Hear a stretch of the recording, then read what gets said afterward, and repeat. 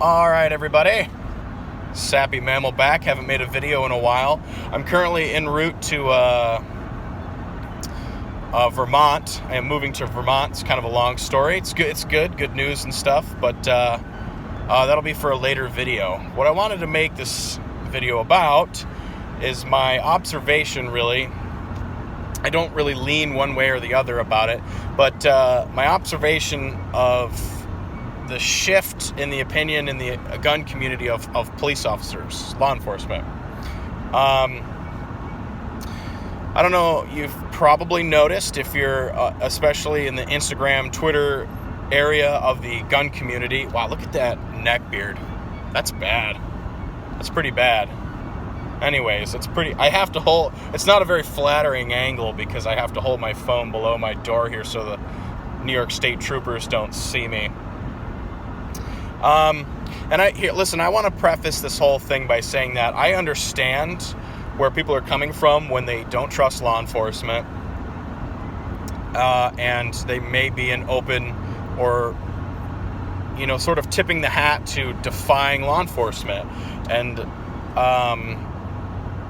being open about being non-compliant to certain and or all gun legislation. I'm all for that. I actually think that that's the best way to go about any of this stuff that gets passed. That's for a whole other video. But the law enforcement are still people, and I consider them much different from the military. They're still our fellow man. It's not that members of the military aren't also people, but it's just a totally different world. The only reason I say this is, having close friends and family who are active duty military, and they will agree with me on this, and I think a lot of people in the military would agree with me on this.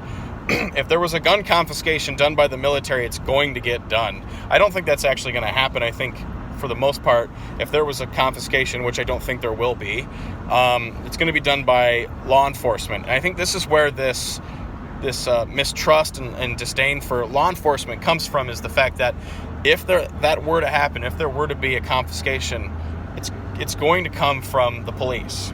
Whether it be federal, state, or local, it's probably going to be from the police.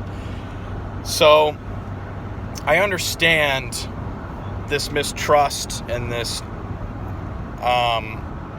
open defiance of law enforcement, but we need to be respectful. I think that's kind of the whole point of this, is although I understand all of it, I think that being respectful is still something that's key, because if we aren't caring and respectful and understanding of each other, we've kind of lost the game.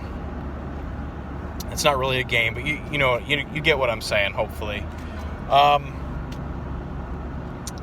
And I think we can learn from this Philadelphia shooting, really, that police officers need to understand that sometimes people are going to be armed.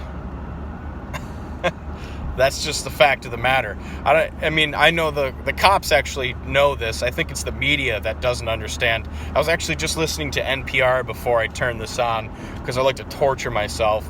And they were saying, how can law enforcement learn from this situation? Well, they should know. They should know if they're going to. They knew his criminal history. They knew he had a long rap sheet.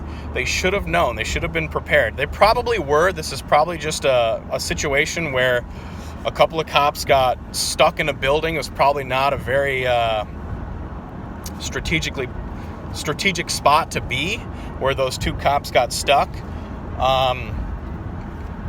So I don't know. I'm not a cop, so I should probably stop talking about that. Anyways, that's just kind of how I feel about the whole. You know what? And I wanted to bring this up too, is this Boogaloo movement. I still don't fucking understand it. I'm like a 90-year-old or a FUD. You might as well call me a FUD. I understand that this is it's sort of this uprising, preparing to uprise type thing. But I think a lot of this spawns from this Boogaloo movement. I think a lot of people, it's just a meme. They're just memeing. But I think for some people, this is genuinely serious. And I really hope in this country we never see some sort of violent revolution or some sort of violent civil war. Typically in America, things move really slowly as far as, over the past 100 years anyways. Stuff like this, revolution, civil war, it will move so slow we won't even realize it's happening. And I think because of that, there are ways to keep this from happening. And I think that is being openly opposed to any and all gun legislation and being peacefully non-compliant in case some of this shit does get passed. Anyways, we're kind of getting off track here, but that is it. Tell me how you feel in the comments. Tell me if I made any sense. I'm on no food and a little bit of coffee. I got up at 3 o'clock to drive to Vermont for an appointment that my girlfriend and I have.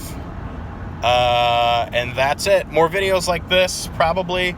And a few gun things here and there. Got to make some money, and then I can start buying some other cool things that I'd like to purchase. But that's it. Until next time. See ya!